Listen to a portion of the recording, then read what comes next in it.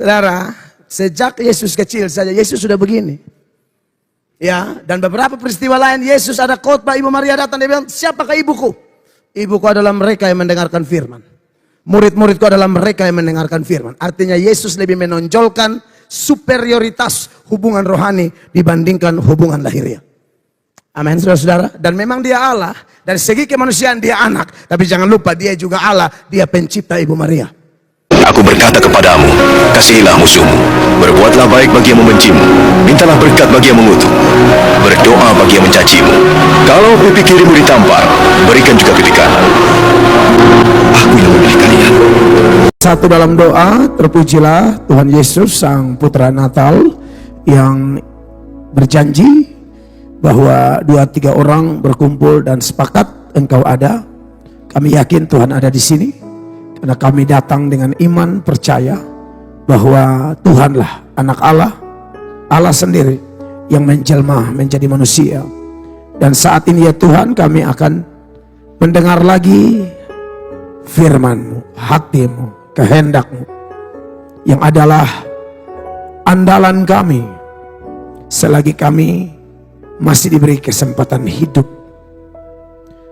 Kami yakin Tuhan sudah mengampuni kami. Dan Roh-Mu memimpin kami untuk kami masuk ke dalam seluruh kebenaran. Bicaralah bagi umat-Mu, sebab kami rindu firman-Mu. Demi nama Tuhan Yesus kami berdoa, dan semua yang rindu firman Tuhan Yesus, satu hati kita berkata, amin. Tepuk tangan yang meriah bagi Tuhan Yesus. Silakan duduk Bapak Ibu jemaat terkasih dan semua kawan-kawan pelayan yang diberkati oleh Tuhan Yesus. Puji Tuhan. Shalom. Bapak Ibu, mari kita perhatikan firman Allah yang terpilih di malam Natal ini dari Galatia pasal 4 ayat 4 dan 5. Ada 2 ayat ya. Galatia 4 ayat 4 dan 5. Dalam hitungan ketiga kita baca sama-sama. 1, 2, dan 3. Setelah, ulang, 1, 2, 3. Tetapi setelah genap waktunya, maka Allah mengutus anaknya yang lahir dari seorang perempuan dan takluk kepada hukum Taurat. 5. Ia diutus untuk menebus mereka yang takluk kepada hukum Taurat, supaya kita diterima menjadi anak. Beri tepuk tangan yang meriah bagi Tuhan Yesus. Bapak Ibu jemaat yang diberkati oleh Tuhan Yesus Kristus, ada banyak teks-teks seputaran Natal, dan khusus tahun ini tema nasional yang diangkat yaitu marilah sekarang kita pergi ke Bethlehem seturut Lukas 2 ayat 15. Dan untuk tema itu dengan nats itu saya sudah mengkhotbahkannya dari bulan November. Karena gereja Kemah Injil di Miau Baru, Kalimantan Timur itu bikin Natal bulan November. Dan sampai Desember beberapa tempat Tuhan tugaskan untuk saya bicara. Tetapi khusus kita di sini selama bulan November dan Desember tema kita sama, yaitu Knowing Jesus Deeper atau mengenal Yesus lebih dalam lagi. Dan spesial malam Natal sorotan kita adalah Galatia pasal 4 ayat 4 dan 5. Namun khotbah yang disampaikan di gereja ini khususnya porsi saya itu selalu berkelanjutan atau berkaitan satu dengan yang lain. Minggu lalu saya tidak ada karena saya ada beberapa tugas pelayanan yang itu sudah terschedule dari awal-awal tahun 2024 Bapak Ibu ya. Jadi saya pulang dari Makassar, lalu lanjut ke Balikpapan, ada di Bekasi, Kerawang, lalu Jakarta, dan kemarin pulang pimpin ibadah pemakaman dari salah satu jemaat yang adalah Ketua Pembangunan GSJ Amazing Grace, mantan anggota DPR Kota Kupang, Pak Padron Siwan Paulus. Dan puji Tuhan hari ini ada kekuatan luar biasa dari sorga untuk menuntaskan 2 ibadah raya di malam Natal 2024 ini. Jemaat terkasih, karena khotbah-khotbah saya selalu berkaitan di bawah tema ini, maka saya perlu ingatkan bagian saya sebelum saya berangkat KKR di luar NTT, saya sedang menyoroti tentang bagaimana Kristus disebut dengan pribadi yang belajar taat. Namun saya sudah menjelaskan perbedaan antara belajar taatnya Kristus dan belajar taatnya kita. Kalau kita belajar taat untuk berkemenangan terhadap dosa tertentu, misalnya belajar mengampunilah. Kita sudah coba mengampuni dari bulan Januari, tapi belum berhasil. Kita coba lagi bulan berikut, dan belum berhasil. Mungkin malam Natal ini berhasil, amin. Pulang langsung pergi ke rumah Teo, atau To'o, atau mertua, atau kalau mantan WhatsApp saja, tidak usah sampai ke sana, karena sudah ada yang baru. Takut lukamu lebih dalam. WA saja, sama Natal, gitu ya. Kalau tidak kuat kata-kata, capture aja gambar-gambar. Saudara biasa dapat dari teman yang rasa-rasanya membawa damai, lanjut saja, kirim saja ya. Dan sudah pasti gambar seperti ini sudah dapat dari orang lain juga. Jadi akan sama, tapi sudahlah. Pokoknya ada upaya ya. Jadi kita begitu belajar ya. Dan melalui keadaan sekitar, bisikan roh, tuntunan roh, terutama firman Allah, memang kita terus diajar untuk kalau bisa berhasil. Kalau bisa berhasil mengalahkan dosa-dosa tertentu sehingga kita bisa taat, betul-betul taat. Harus diakui bahwa kita memang kan belum sempurna, sempurnanya di sorga. Jadi belajar taat versi begitu ya wajar untuk saya dan saudara. Tapi itu tidak berlaku bagi Kristus ya. Ketika saya menyoroti Ibrani pasal 5 ayat 7, di mana firman Allah berkata dalam hidupnya sebagai manusia, ia telah mempersembahkan doa dan permohonan dengan ratap tangis dan keluhan kepada Dia yang sanggup menyelamatkannya dari maut, dan karena kesalehannya ia telah didengarkan. Lalu ayat 8 dikatakan, dan sekalipun ia adalah anak, ia telah belajar menjadi taat dari apa yang telah dideritanya. Dan secara garis besar jemaat sudah dididik, diajar, ditolong oleh Tuhan bahwa belajar taat di sini adalah pengalaman penderitaannya Kristus. Yesus itu sebelum menjelma menjadi manusia pada peristiwa Natal pertama. Itu peristiwa Allah menjelma menjadi manusia. Sebelum peristiwa penjelmaan itu, Yesus adalah Allah, benar-benar Allah, dan Dia tidak pernah merasakan sakit seperti yang kita rasakan.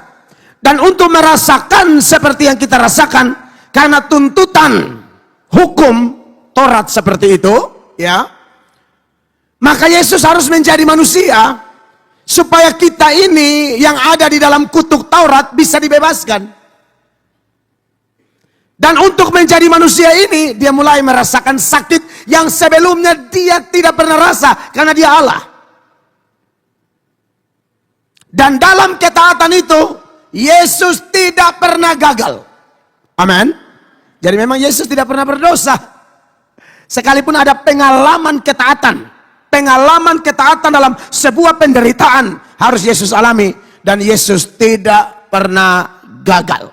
Nah, saudara yang diberkati oleh Tuhan Yesus Kristus, untuk menambah lagi seputaran ketaatan ini, maka kita disuguhkan Galatia 4 ayat 4 dan ayat 5, di mana ayat 4 bilang, tetapi setelah genap waktunya maka Allah mengutus anaknya yang lahir dari seorang perempuan dan takluk kepada hukum Taurat.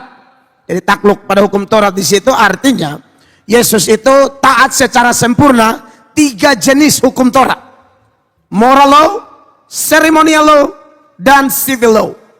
Hukum moral, hukum tata cara atau hukum seremonial, dan juga hukum pemerintahan.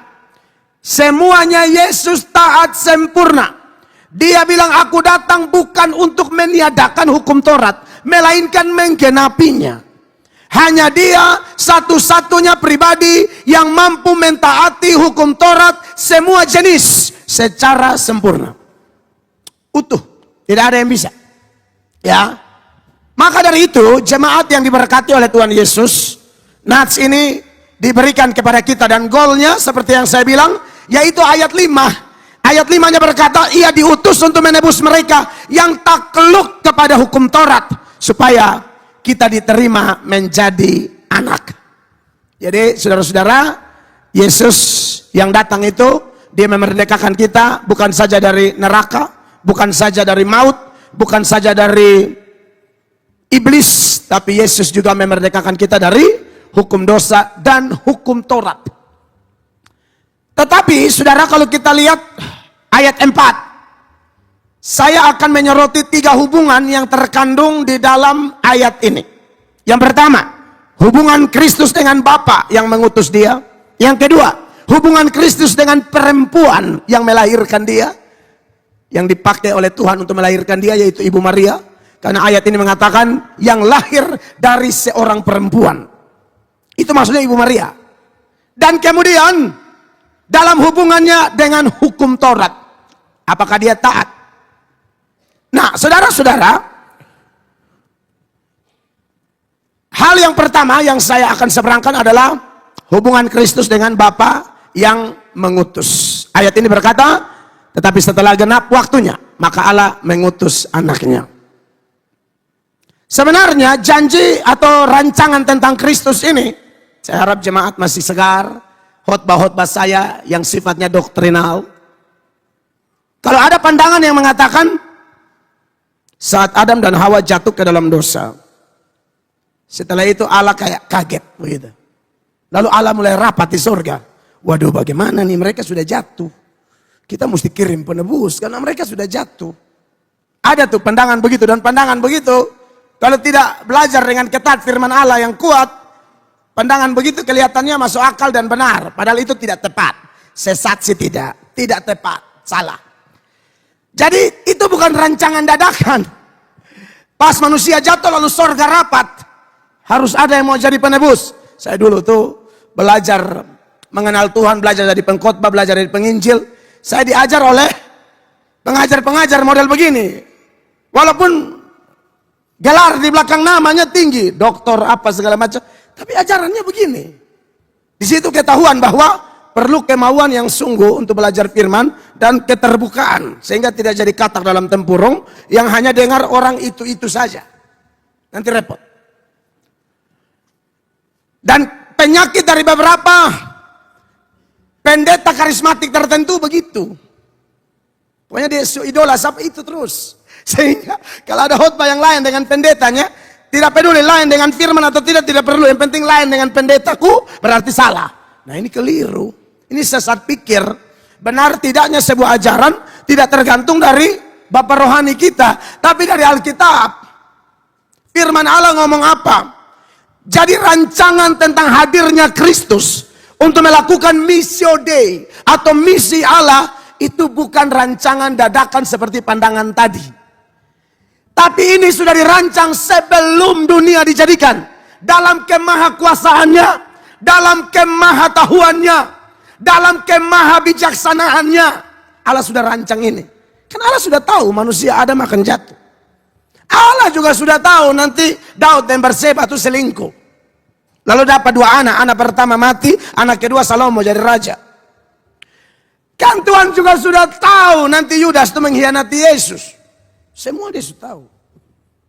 Beda dengan kita. Kita ini tidak maha tahu, maka kita mengenal istilah menyesal. Ibu kalau tahu dia begini. Nangkal ya. Saudara yang berpacaran 2 bulan. Ya. Onci paling pengalaman ya. Saudara yang berpacaran 2 bulan takut suka kecewa. Dengar. Itulah siapa? Kita. Kita bukan pencipta. Kita tidak punya kemahatahuan. Jadi kita kenal tuh istilah menyesal. Dalam Tuhan tidak ada menyesal.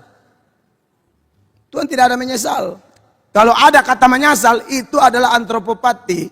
Allah digambarkan dengan perasaan seperti manusia. Tapi dalam kemahatahuannya, Allah tidak mungkin menyesal. Karena dia sudah tahu. Dia sudah tahu berapa pendeta yang ada di mimbar hari-hari ini, yang nanti akhir hidupnya itu pengkhianat. Dia sudah tahu. Kalau saya tidak tahu, Anda juga tidak tahu. Tuhan tahu.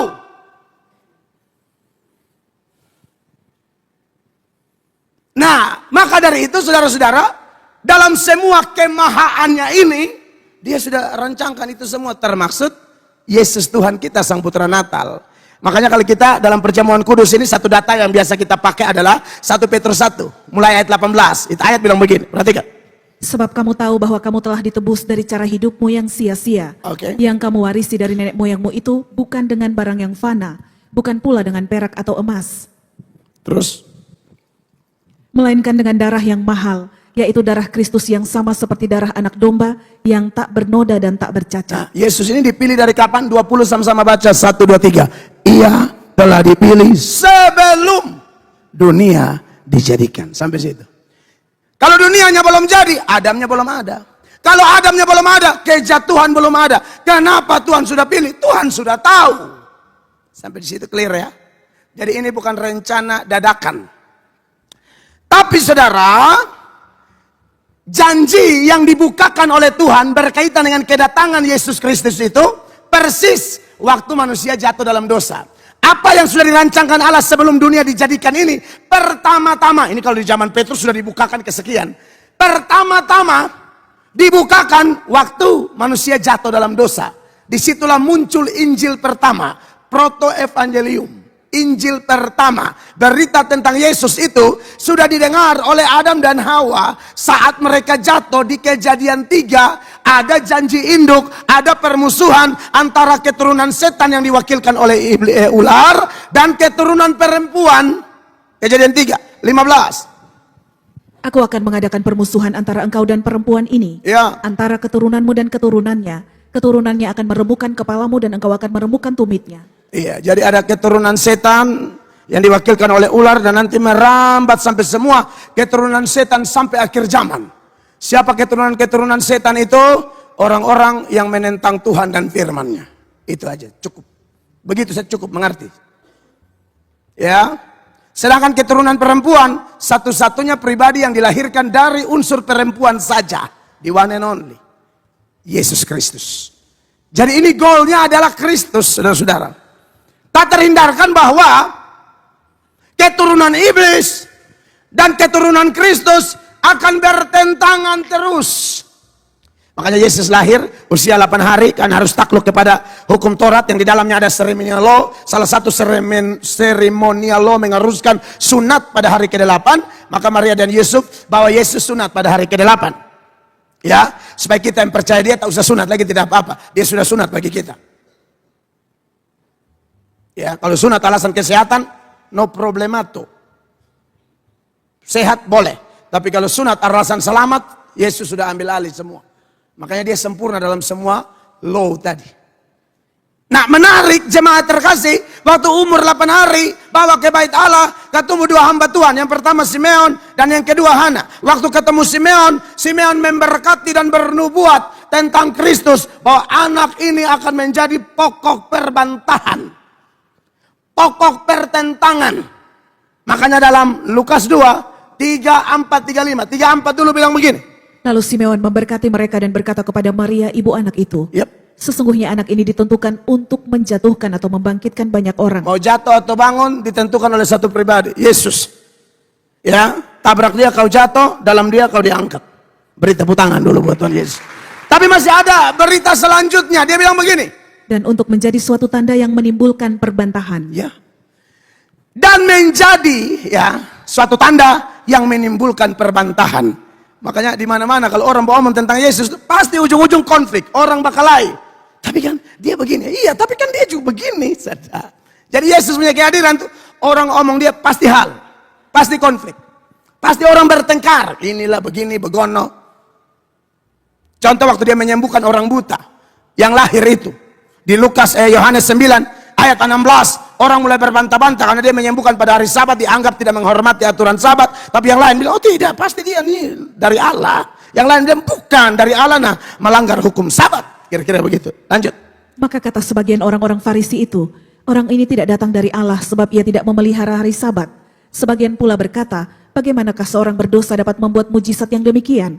Maka timbullah pertentangan di antara mereka. Selalu. Kehadiran Yesus selalu menimbulkan pertentangan.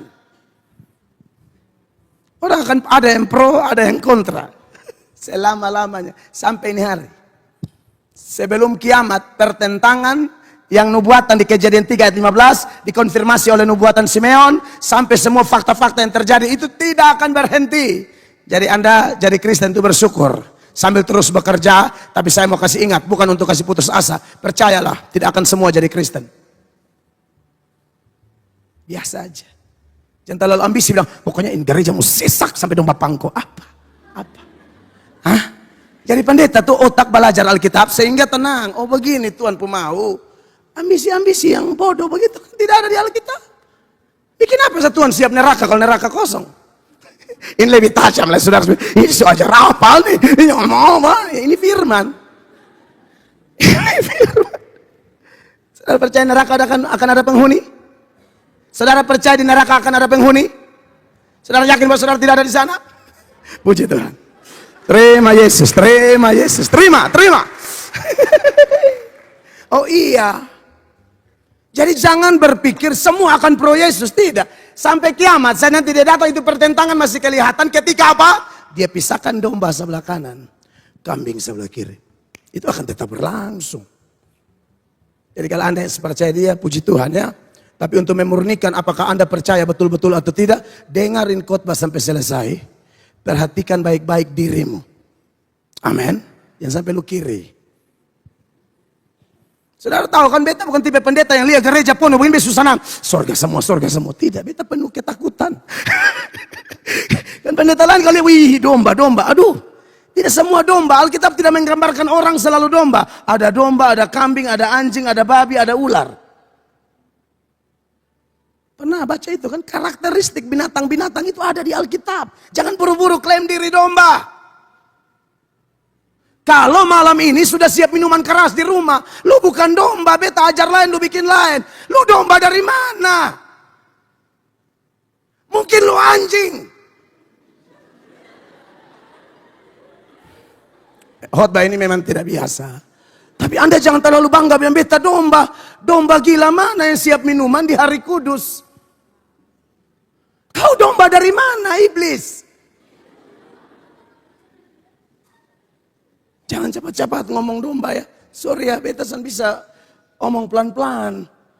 Orang sekarang tambah injak firman, tambah injak kekudusan Yesus. Tetap ngaku domba. Domba apa lu?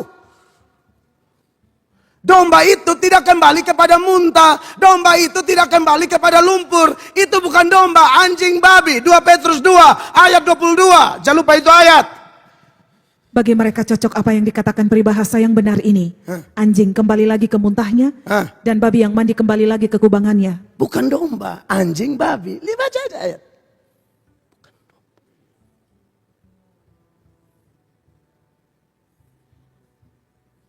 Masih homo, berarti bukan domba. Masih nonton bokep, bukan domba. Domba dari mana?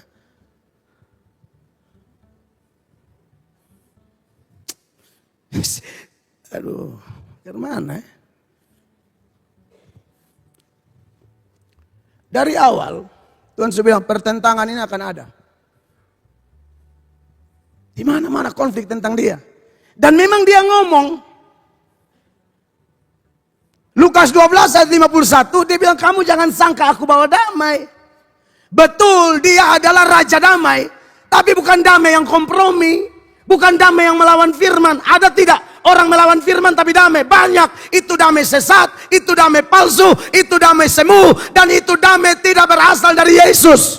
Sebab dalam Yohanes 14 ayat 27, tunggu sebelum 51. Yohanes 14 ayat 27, Yesus berkata, damai sejahtera ku tinggalkan bagimu, damai sejahtera ku berikan kepadamu, dan apa yang ku berikan tidak seperti yang diberikan dunia kepadamu. Ada damai versiku, kata Yesus, ada damai versi dunia.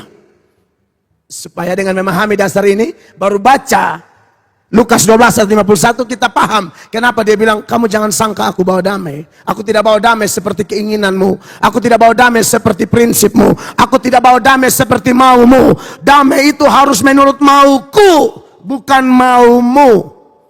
Baca. Kamu menyangka bahwa aku datang untuk membawa damai di atas bumi. Bukan, kataku kepadamu, bukan damai melainkan pertentangan. Pertentangan. Tapi menurut Galatia 4 ayat 4, ketika ayat itu bilang, tetapi setelah genap waktunya, maka Allah mengutus anaknya. Nah, saya mau sampaikan pertentangan tentang peristiwa Bapa mengutus Yesus. Orang-orang yang tanpa sadar, hari-hari ini, sadar atau tidak sadar atau sadar, ditunggangi oleh setan. Sehingga mulai berkoar-koar menjelaskan Alkitab dan mengaku kristolog. Padahal tidak percaya Yesus, otomatis tidak ada Roh Kudus, tidak ada dilantik oleh sinode manapun, tidak diberi kuasa untuk menafsir, tidak diberi wewenang otoritas untuk menafsir, tapi seenak udelnya mereka mau menafsir, ngomong ngawur-ngawur. Yesus itu kan cuma utusan, bukan Allah, dia cuma utusan katanya. Mereka tidak bisa membedakan antara peran atau fungsi dengan hakikat. Mereka suka bilang, apakah anak wali kota? Jelas bukan, kecuali dia bapak wali kota, lalu dia main wali kota, lalu dia jadi wali kota. Tapi dia jadi wali kota ya, dia dua-dua wali kota. Tapi kalau otomatis asal papanya wali kota, semua anaknya 5 orang tuh wali kota semua. Kan tidak ada begitu. Mereka sering pakai penggambaran bodoh seperti itu. Kristen tidak percaya penggambaran model begitu. Karena itu peran. Kan mereka protes. Bapa adalah Allah, Yesus adalah Allah, Roh Kudus adalah Allah. Masa karena bapaknya wali kota, mamanya juga wali kota, anaknya juga wali kota? Jelas tidak demikian, kata mereka. Ya memang tidak demikian. Dan ini memang penggambaran yang salah. Yang Kristen sendiri tidak mau pakai penggambaran bodoh ini. Yang Kristen pakai itu begini. Anak monyet pasti monyet. Amin. Ada anak monyet yang babi di sini? Tidak ada. Anak monyet itu monyet. Cucunya monyet itu monyet. Jadi kalau Yesus bilang anak Allah itu Allah. Nah itu pengertiannya begitu. Bukan peran tapi hakikat. Jenis makhluknya apa? Jadi ketika dikatakan Allah mengutus anaknya, itu fungsi peran, tidak ada hubungannya sama hakikat. Pak Prabowo tugas di Mesir, lalu tugas-tugas dia utus Pak Gibran, wakilnya menjalankan. Presidennya cuma satu, Pak Prabowo Subianto. Wakilnya ada Pak Gibran, atau menteri tertentu dia utus, Pak Tito misalnya. Pak Tito menteri apa lah? Masih Mendagri. Oke. Secara peran jabatan, jelas Pak Prabowo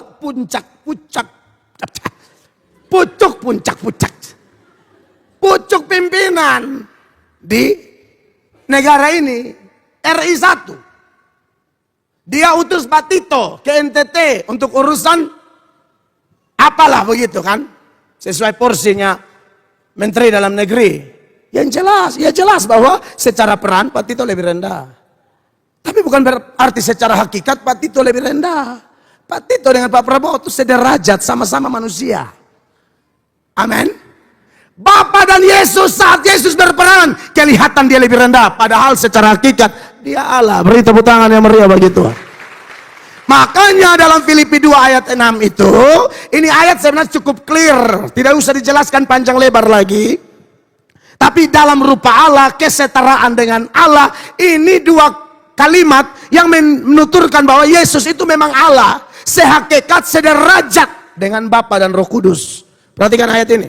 Yang walaupun dalam rupa Allah tidak menganggap kesetaraan dengan Allah itu sebagai milik yang harus dipertahankan. Iya.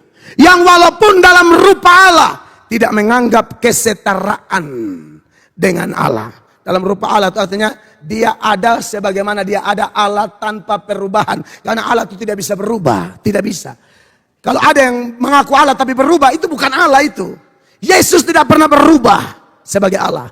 Makanya Ibrani 13 ayat 8 itu sama-sama bilang apa? 1, 2, 3. Yesus Kristus tetap sama. Kapan? Baik kemarin maupun hari ini dan sampai selama-lamanya. Kemarin dia Allah, hari ini dia Allah, selama-lamanya dia Allah. Wih, enak ya kalau khotbah tentang Yesus bahwa Anda tepuk tangan. Itu keren. Beta senang sekali. Dan banyak orang tepuk tangan kalau pendetanya Oto baru. Beta sedih sekali. Sungguh mati. Dia enak dengar khotbah pas omong Yesus, orang pukul tangan. Anda orang-orang yang mengasihi Yesus. Sekali lagi, lebih rame, dahsyat, haleluya. Anda cinta Yesus tuh. Anda hormati dia karena dia sentral khotbah-khotbah dari semua hamba Tuhan. Harusnya begitu. Boleh ilustrasi bla bla, tapi jangan sampai mengaburkan ujung tombak pemberitaan. Yaitu Kristus sendiri. Amin. Saudara-saudara. Dia Allah. Jadi kalau bicara Bapa mengutus dia, jelas ini menggugurkan semua pandangan-pandangan bodoh dari orang yang sadar atau tidak sadar dipakai setan. Anak-anak iblis yang menantang firman. Dan Yesus sudah omong ini dari awal. Di Yohanes 8 ayat 42. Yesus bilang, kamu nih harus tahu saya nih keluar dari Bapa. Bapa nih, Yesus keluar dari Bapa. Perhatikan ini ayat. Kata Yesus kepada mereka, jikalau Allah adalah Bapamu, kamu akan mengasihi aku, sebab aku keluar dan datang dari Allah. Sebab aku keluar dan datang dari Allah. Dan aku datang bukan atas kehendakku sendiri, melainkan dialah yang mengutus aku. Iya, tapi utusnya dari mana? Dari dalam. Dia tuh firmannya Allah. Saya punya khotbah dari dalam, ada di pikiran saya, di hati saya. Semua nanti ada di YouTube. Waktu Anda pulang nonton ulang, itu saya tuh. Jangan bilang, ini kayak Om Adi Pale, itu saya. Itu gambar saya, itu suara saya, itu hati saya, itu saya. Kalau ada yang belum dimengerti, nonton ulang, itu saya, percayalah, itu saya. Nanti saudara ingat, ada tunjuk-tunjuk dari bunga, itu saya. Ini akan ada nih, selama, sinyalnya tidak macet-macet. Kalau macet jadinya, amin. Bapa ada di sorga, gambarnya ada di bumi. Firmannya ada di bumi. Itulah Yesus Kristus Tuhan. Kan mudah dicerna. Siapa bilang Kristen ajaran bisa masuk akal? Lupa akal saya yang kotor. Terlalu banyak otak mesum. Makanya saya mengerti firman, tapi omong-omong. Aku keluar, tapi orang-orang pada tentang dia. Yang tentang dia ini, itulah yang tadi dari nubuatan. Ada pertentangan memang. Dan itu tidak bisa dihindari. 43. Apakah sebabnya kamu tidak mengerti bahasaku? Ya. Sebab kamu tidak dapat menangkap firmanku. Iya. Karena mereka siapa punya anak, makanya tidak bisa menangkap firman-Nya Tuhan Yesus. Pertentangan secara tajam, Yesus angkat di ayat 44. Dan ini merujuk pada kitab Kejadian tadi. Dia bilang begini. Iblislah yang menjadi bapamu. Yes. Iblis adalah bapamu atau lu pembapa adalah iblis. Mereka kadang-kadang dengar saya omong begini, mereka pikir saya benci. Tidak. Saudara, ini ada dipengaruhi oleh sesuatu yang jahat, lalu kita tegur. Atau saudara semua dek-dekan minum racun nih. Beta tampar itu gelas, karena beta tahu dalam gelas itu racun. Memang beta tamparnya agak keras, beta agak tenang terputar. Perlu kok beta setuju. Saya bencalan tarobek. Karena itu butuh apa ya? Apa dia nama yang sangat dulu ya cagi apa? Sudah. Jadi begini. Saya kan saudara mau hajar. Celana tarobek malu sampai 2030 loh boy. Ada di media. Haleluya. Ibarat kedua ini agak lebih longgar. Kan tadi itu agak buru-buru kan saudara. Ini mau masuk. Jadi agak ngotot. Ini agak lebih cair. Iblis saya menjadi bapamu. Beta kalau ngomong ini orang pikir saya ini marah. Padahal tidak. Lu ini ada keracunan. Beta tampar lu pun gelas. Supaya lu jam minum nanti lu mati. Kau ini posisi diikat iblis. Saya ngomong ini justru manifestasi kasih. Hanya memang mungkin intonasi ya. Tahu namanya ketong karakter khotbah kayak begini. Lalu dari timur lah. Dari Epura lah yang pembentukan keras. Jadi memang sebegini. Besan bisa bilang. Kamu adalah anak iblis. Itu tuh kayak kurang, saudara. Itu tuh kayak tetap damai kan. Saudara cadang nggak? Celah, tutup mata cocok. Saudara tutup mata bertanya, kamu adalah wana iblis. Wena toh? Nggak berasa toh? Ya iya, makanya tak bikin berasa. Versi Timur iki loh. Jadi mereka tuh pikir saya itu sedang maki atau tidak. Ini betanya hanya kutip Tuhan Yesus pun ngomong. Lu nih iblis pun anak. Bukan lu bapak pacaran dengan Pontianak, bukan. Bukan, itu tidak ada perkawinan dalam roh, itu tidak ada. Kok jadinya, lu hina bapak gua, lu bukan. Kok hina bapak lu. Berarti mama gua setan dong, makanya lu dengar. Saya tidak omong begitu. Lu kan terlalu berani otak-atik ayat gua. Ya enggak sih? Terus gua nih. Jelaskan konsekuensi kalau lu ngutip-ngutip ayat-ayat gua secara out of context. Gitu loh. Lalu kita bilang, kenapa lu hanya berani kutip itu? Lu berani tidak? Belum tahu kali lu kalau salah kutip atau menentang firman, apalagi menentang Kristus. Lu setan punya anak. Terus.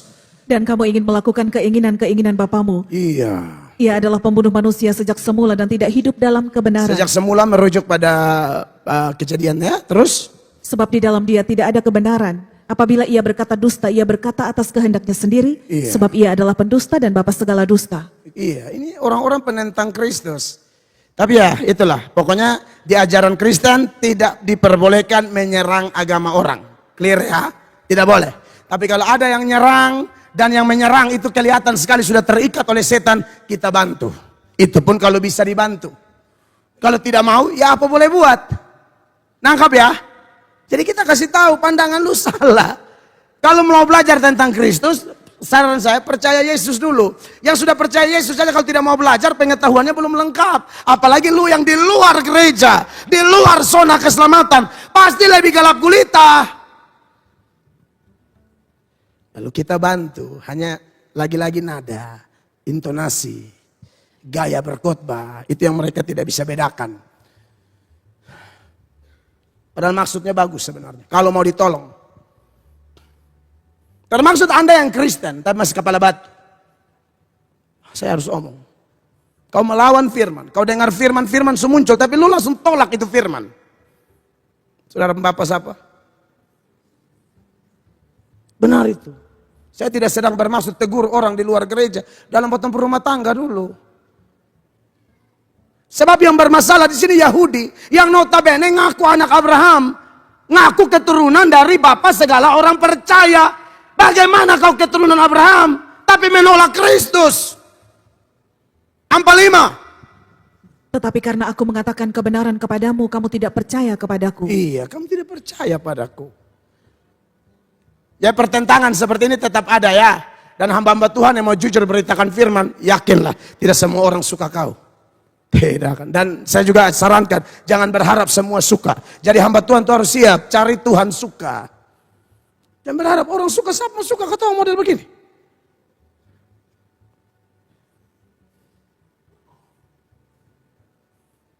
Biasa saya kalau khotbah, tegur, apalagi kalau saya lihat oknum pendeta atau pejabat, apalagi agama Kristen, baru bikin aneh-aneh itu saya kan sakit hati, kasihan kita nih, provinsi miskin, kota miskin. Kalau mau ikut kebenaran firman, di mana ada gereja, harusnya di sana tuh ada sejahtera, ada makmur. Harusnya. Di ini negeri, gereja banyak, miskin. Berarti ada yang salah. Bergereja tapi bersetan juga mungkin. Makanya kemarin dalam pemakaman jemaat Tuhan, Pak Don Paulus, pas pejabat dong ada, langsung sesudah baik. Tuhan kirim langsung di mata biji saya. Supaya jangan pikir, oh dia ini kalau dongsan ada baru dia omong. Oh santai, lu mari maju. Beta rindu sekali. Ada beberapa yang besok tanda seringkali kabur, itu kapan bisa kabur. Nah, ini memang Tuhan kirim. Dan kemungkinan itu pesan-pesan sebelum mati itu. Saya ulang-ulang begitu nah. Mungkin, kemana ya dia pembahas ya, supaya jangan salah ya. Apa ya ngomong kemana ya. Pokoknya intinya begini. Kalau Tuhan masih pakai mel atok, labai dengar baik-baik. Jangan minta dia urus langsung. Jangan minta dia urus langsung, berat. Tuhan utus hambanya kok kasih ingat, supaya bahasa sama, kultur sama, ya. Lu pun nakal-nakal, lu pun gila-gila. Beta juga pernah, beta tahu. Dan beta sudah diubahkan. Beta tahu apa rahasia perubahan. Beta tahu apa rahasia kelepasan. Beta bukan hanya belajar dan baca, beta alami. Dan itu yang beta bagi utuh-utuh. Apa yang beta pelajari, apa yang beta alami. Seperti Yohanes bilang, apa yang aku lihat dengan mata, apa yang aku dengar, apa yang aku rasa, itu yang aku tulis. Beta bukan pendeta, son rasa firman. Beta rasa itu perubahan. Beta rasa itu jamahan roh. Beta rasa itu menangis berjam-jam minta ampun dosa. Beta rasa itu bagaimana Allah pakai ketong doakan orang sembuh. Khotbah orang bertobat. Walaupun Tuhan yang bikin bertobat. Tapi kami rasa. Jadi kalau Tuhan mas pakai ketong, dengar. Dia minta dia urus langsung. Berat. Firman Allah berkata dalam Ibrani.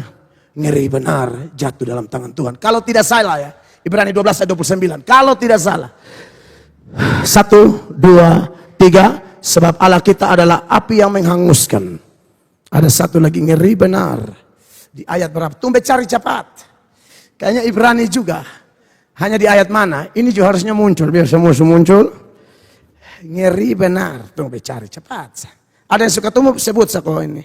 Ibrani 10 ayat 31. Oh, Ibrani 10 ayat 31. 1, 2, 3. Ngeri benar kalau jatuh ke dalam tangan Allah yang hidup. Jadi kalau orang khotbahnya keras, kalau Anda cerdas dan tidak minta dia langsung ambil alih di sini ambil alih menegur ya, bukan ambil alih memberkati. Kalau mas pakai pendeta dengar, ngeri benar jatuh di tangan Allah yang hidup, ngeri benar. Ada satu sakit semua mati, belum sakit, masih kuat, masih kincang, tato apa, cicak apa waktu itu. Ada beberapa, ada juga yang mungkin maksudnya komodo maksudnya ya. Tapi lama-lama dia mungkin tambah umur jadi kayak cicak. Ya saudara tata naga, ini masih sekarang masih kincang. Agak lama lagi seulat bulu ya. Kan ada tuh nona-nona tato mawar di sini ya. Kuli masih kincang, seoma-oma anak korek 3.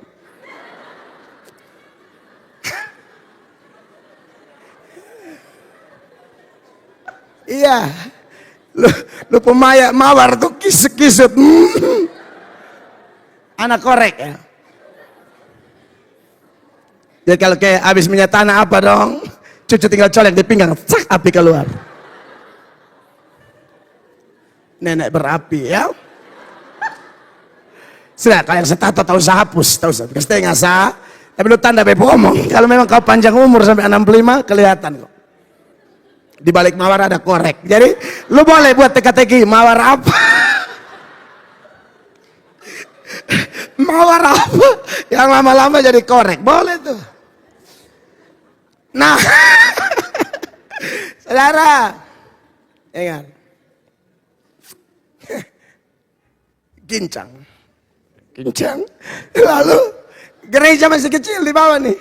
Gereja kecil kita punya dulu lama. Datang karena kenal toh, adik. Jadi sental beta pendeta kau bukan, pokoknya dia memang saya pun kakak dong. Adik. Jadi begini. Pokoknya beta beban adik urus, doakan soal beta pun dosa, biar beta langsung nembak tuas. Beta bilang, aduh, perasaan beta sekolah 5 tahun teologi ya, sudah ada tuh yang begini-begini amat. Adik urus beta beban-beban, tapi soal beta pun dosa. Kan dia ini hanya mau didoakan, tapi dia siap bertobat, intinya itu. Jadi dia beta pun dosa nanti baru langsung. Dan beta bilang, oke, siap. Berapa bulan kemudian orang telepon, Bepi Sukisu.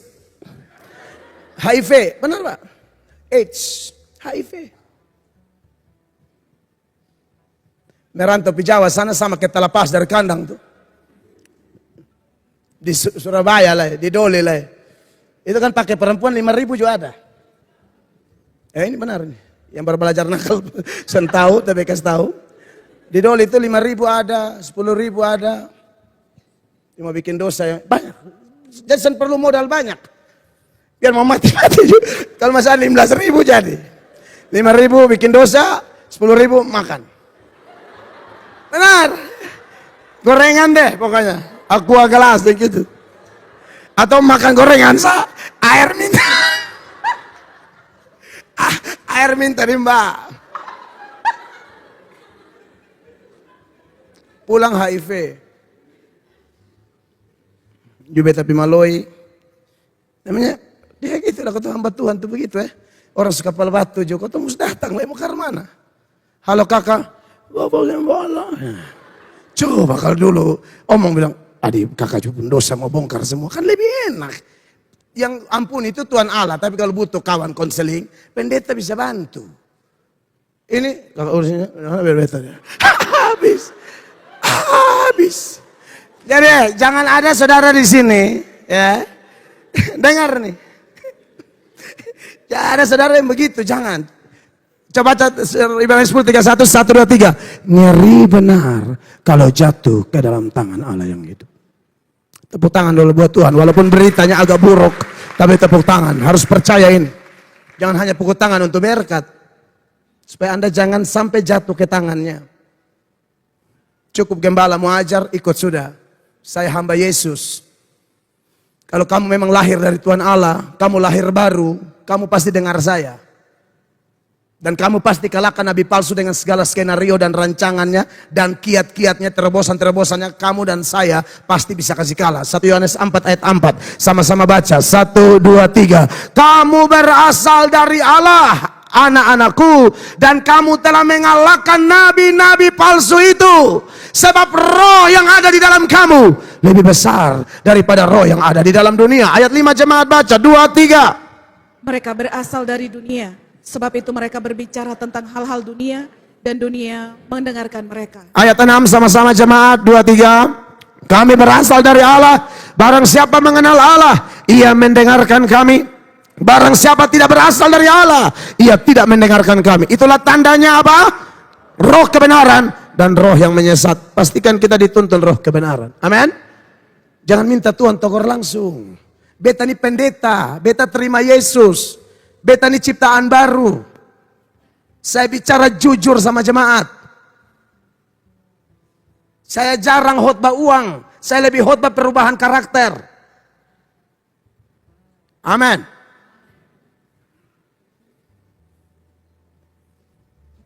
Artinya saya tidak menginginkan apa-apa, yang paling penting itu hidupmu dan hidupku berubah. Itu paling penting. Yang kedua, hubungan Kristus dengan Ibu Maria. Dalam Galatia 4 ayat 4 mengatakan bahwa tetapi setelah genap waktunya, maka Allah mengutus anaknya yang lahir dari seorang perempuan dan takluk kepada hukum Taurat. Tapi dalam hubungannya dengan perempuan yang melahirkan dia, yaitu Ibu Maria, ada yang menuduh bahwa Tuhan Yesus melanggar hukum kelima. Hukum kelima itu hormatilah ayah dan ibumu. Saudara tahu, di Alkitab Tuhan Yesus tidak pernah panggil mamanya dengan sebutan ibu atau mama. Ibu atau mama bahasa Ibraninya meter. Yesus panggil mamanya dengan sebutan perempuan. Bahasa Yunaninya gunai. Saya contohkan beberapa ayat yang sangat menyolok. Yang pertama, peristiwa perkawinan di Kana. Ketika orang kehabisan anggur. Lalu dalam Yohanes 2 ayat 4, Ibu Maria datang minta tolong Yesus supaya bikin sesuatu. Lalu Yesus bilang begini di Yohanes 2 ayat 4. Kata Yesus kepadanya, mau apakah engkau daripadaku, ibu, saatku belum tiba. Teks bahasa Indonesia pakai kata ibu, dan ini terjemahan yang tidak tepat. Karena ibu pakai kata Yunani meter. Dia tidak pakai kata meter di sini. Dia pakai kata gunai. Maka terjemahan yang lebih cocok beberapa terjemahan Inggris. Salah satunya King James. King James menulisnya bukan mother, tapi woman. Perempuan atau wanita. Tunjukkan King James. Ada kata woman di sana. Jadi saudara, terjemahan yang tepat itu, Yesus bilang, mau apa kau perempuan? Saya kemudian cari komentar para teolog khusus Protestan. Semua teolog Protestan, Hendrickson, Barclay, dan beberapa yang lain, mereka mengatakan bahwa ini bukannya tidak hormat. Bukan sama sekali. Ini sesuatu yang formal di dalam kalangan orang Yahudi. Kalau menyapa seseorang dengan perempuan itu anggap normal aja. Mau tua, mau muda, panggil perempuan itu sopan. Tapi harusnya, kalau mau lebih mengingat ini mama yang melahirkan, harusnya jangan panggil perempuan. Panggil dong ibu atau mama. Tapi Yesus tidak melakukan itu. Seorang teolog mengatakan pada waktu Yesus go public, saudara-saudara, Yesus mau menegaskan kepada Ibu Maria bahwa hubungan kekeluargaan, walaupun engkau yang melahirkan aku, tapi dalam misi penyelamatan aku sebagai Allah yang menjelma sebagai manusia, tidak boleh diganggu oleh hal-hal yang sifatnya kekeluargaan. Ini sudah ada mulai dari kecil. Dari umur 12 tahun, Yesus hilang di bait Allah, Bapak Ibu. 3 hari, Maria dan Yusuf cari. Hilang 3 hari lagi, ketemu dia. Maria dan Yusuf bilang, nah kenapa kau bikin begini? Dia bilang, buat apa kalian cari saya? Ini seolah-olah tidak hormat. Dan ini pernah dijadikan dasar bahwa Kristus tidak hormat orang tuanya. Perhatikan Lukas 2 ayat 46. 3 hari hilang ketemu. Sesudah 3 hari mereka menemukan dia di dalam bait Allah. Ia sedang duduk di tengah-tengah alim ulama sambil mendengarkan mereka dan mengajukan pertanyaan-pertanyaan kepada mereka. Terus? Dan semua orang yang mendengar dia sangat heran akan kecerdasannya dan segala jawab yang diberikannya. 48. Dan ketika orang tuanya melihat dia, tercenganglah mereka, lalu kata ibunya kepadanya, Nak, mengapakah engkau berbuat demikian terhadap kami? Bapamu dan aku dengan cemas mencari engkau. Betul, Yesus jawab begini di ayat 49. Jawabnya kepada mereka, mengapa kamu mencari aku? Tidakkah kamu tahu bahwa aku harus berada di dalam rumah Bapakku? Buat bapak-bapak yang punya anak. Anak hilang 3 hari di sini nih, keluar. Saudara cari, cari bikin apa? Khusus bapak yang darah rendah habis tanya, tapi bapak yang darah tinggi bagaimana? Mama yang darah tinggi. Jangankan lu hilang, lu pun pensil hilang, saya lu matiin, hilang 3 kali. Jangankan lu yang hilang, kok lu pun pensil banyak. Kenapa banyak tadi? Woi, lu kali tahu mama deh bapak tuh, mama dibangun pagi-pagi, cuma masak nasi kuning, jual di SD. Mama sudah bangun pagi jual nasi kuning di SD hanya dapat penghapus. Tiap kali pulang lu hilang. Lu tuh jadi mama cubit lah apa segala macam. Karena memang anaknya sudah bisa jaga barang. Penghapus hilang, mister hilang. Bapak pun SIM juga hilang. Ada anak-anak yang suka iseng bisa sekolah tuh bawa orang tua pun SIM. Dia pikir ATM. Aduh, susah juga nih kadang-kadang nih. Saudara, orang tua, ini beta lihat nih, kayaknya semua hampir sama dengan beta. Orang tua son sempurna. Amin. Kita kan spanning juga.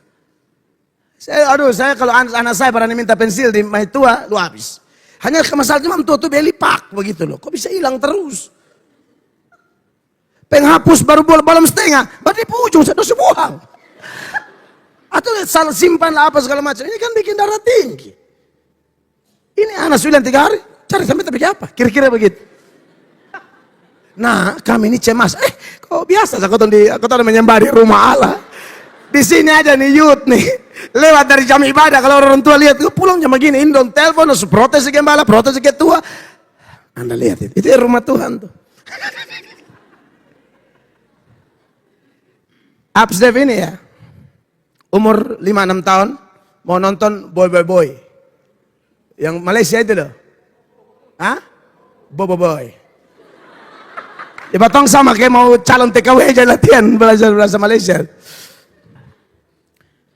Nonton dan dia bersaudara nih, mana putra tuh sama Dino, kakak-kakaknya berdua. Jadi saya bilang, ini beta tahu ini anak ini agak bahaya. Absef nih gara-gara susu murin naga itu ya. Aduh, anak hyperaktif nih, ngeri, kelas berat, susah diatur. Pernah beta ada di ferry road itu dia mau lompat di laut, beta hilang. Dia pikir ini makal kolam ikannya Pak Budi Yohanes. Laut very cepat. Absef mau gerakan mau turun. Wih itu bepu hela tuh. Mau pi KKR nih. Rote. Di Manado, besang aja tes. Bebawa Absef KKR di Manado, Absef umur 1 tahun setengah. Dan karibo ke depan adik tuh. Yang bontot. Absef itu bisa ngajak lepas sendiri. Absef lihat, kata senada dia tambah senang. Dia lari jadi ikut dari pakaian-pakaian ibu-ibu tuh. Dia bilang, wah ini anak ini kayaknya mau bebasin. Ini jaga mati sampai sekarang nih. Video call terus ada istri. Lu bikin apa? Di mana? Posisi. Lu tanda sadek soal tadi sedikit saja. Jangan!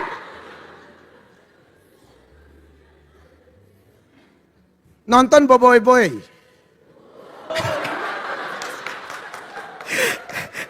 Teliti itu firman Boy. Orang teliti itu firman. Ini saudara pemprotes. Orang sesat nah semua dia. Itu sudah itu film. Saudara, hitaku juga absef hilang. Ini dua nih jaga, beta 2 menit ke toilet, balik data absef sana ada. Ini dua ada boy mati pun. Betanya ada di mana? Mau marah siapa? Oh. Saya langsung di pikiran saya tuh, saya ini spanning. Saya ini memang awal menikah tuh, istri ini kapal sakit dan saya darah tinggi yang berat. Bila ini beta dapat, beta pukul sampai setengah mati. Benar Pak, ini beta akan pukul. Emosi ini beta dapat, beta tampar sama orang lihat juga akan tampar bola balik. Benar. Sudah beta otak tuh. Mungkin Roh Kudus ingatkan, kalau tampar hilang terus. Wih, anak sayang nih, jadi Tuhan. Berdiri di muka Solarias itu baru menatap ke Pizza Hut. Lihat kiri kanan di mana ini anak nih. Lihat pakaian-pakaian di matahari situ. Aduh mau cari di mana kan pusing juga. So mungkin mau bongkar baju kosat satu. Sudah mengerti ya? Ini anak aduh kita pusing juga nih. Kan bingung mau melangkahnya kemana? Takutnya ke matahari, dia keluar dari sana. Mau di sana, dia keluar dari sana. Itu satu-satunya Tuhan saya tolong sudah. Son bisa ini liput bukan kecil. Aduh di mana nih parkiran kok. Tuhan tolong hamba dulu. Beta berdoa. Pokoknya beta diarahkanlah oleh Tuhan. Beta yakin. Naik itu lift. Turun pi hypermart. Pas turun dia lihat dari lorong di satu lorong. Saya ada tolak kereta bimoli. Tisu. Pampers. Semua sabun cuci tangan. Semua ada di situ. Buah. Berasal bilang beta begini, Papa. Beta, lu tahu dari Bapak rencana pukul lu. Beta bilang, oke, Bapak. Dia begini beta bilang, oke. Sedih loh itu cerita. Tapi sampai dia bilang, Bapak, kita membutuhkan semua ini. Karena absen dulu bahasa Indonesia. Kita membutuhkan semua ini karena kita kebutuhan banyak sekali. Sudah, ya, sudah, kakak ambil lagi yang lain. Kakak, beta setenang, saya lu suka tumbuh, saya benar terus paning, ini mus cubit lah minimal. Tapi beta takut Tuhan, Tuhan marah beta, Tuhan suka ketemu nah. Karena panik, sudah mau cari di mana? Manusia begitu banyak, lipo awal-awal tuh rame manusia. Anak tinggi ke dia tuh 1000 kok, mana? Bingung juga yang mana. Terus kita dorong semua, beta Bapak yang dorong sayang. Pas sampai di kasir beta bilang, "San jadi beli." Belok san jadi beli ke Bapak, sana ada. Ini anak siapa angkat dia dari kapal dapur. Saudara, sejak Yesus kecil saja Yesus sudah begini. Ya, dan beberapa peristiwa lain Yesus ada khotbah, Ibu Maria datang dia bilang, "Siapakah ibuku?" Ibuku adalah mereka yang mendengarkan firman. Murid-muridku adalah mereka yang mendengarkan firman. Artinya Yesus lebih menonjolkan superioritas hubungan rohani dibandingkan hubungan lahiriah. Amin, saudara-saudara. Dan memang dia Allah. Dari segi kemanusiaan dia anak. Tapi jangan lupa dia juga Allah. Dia pencipta Ibu Maria. Jadi kalau orang tanya di YouTube orang non-Kristen, Maria atau Yesus lebih tua? Dari kemanusiaannya Maria lebih tua. Tapi dari kealahan, Yesus adalah pencipta dan Maria adalah ciptaan. Yesuslah yang memutuskan meminjam rahim Maria. Jadi tidak ada yang namanya tidak menghormati. Yang ada adalah Tuhan pakai hambanya, yaitu Maria. Jadi Maria tidak pernah sama besar dengan Kristus. Kristus yang terbesar. Beri tepuk tangan yang Maria bagi Tuhan Yesus. Dan yang terakhir menyangkut hubungan dengan hukum Taurat. Ada yang menuduh Yesus tidak hormat hari Sabat. Jelas ini keliru sekali. Banyak sekali. Contohnya yang tadi ya, di dalam Yohanes 9 mulai ayat 14, Yesus aduk abu di tanah, kasih sembuh itu orang buta sejak lahir itu dan sembuh. Dan itu terjadi pada hari Sabat. Yohanes 9 ayat 14, jemaat baca 1, 2, 3. Adapun hari waktu Yesus mengaduk tanah dan memelekkan mata orang itu adalah hari Sabat.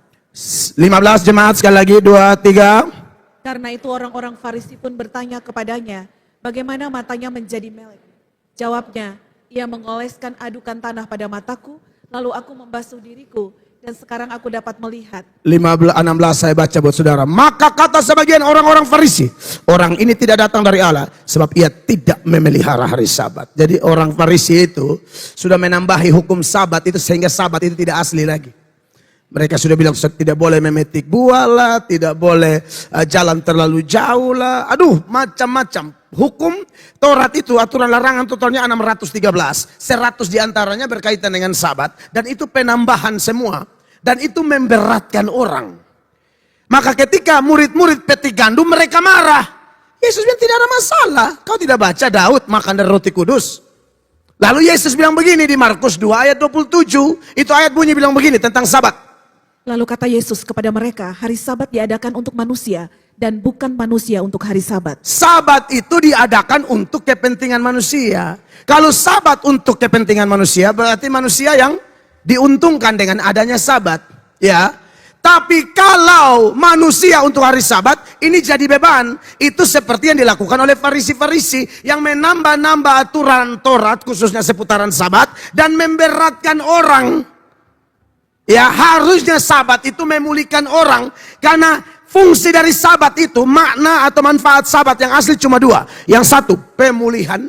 Yang kedua, persekutuan dengan Allah.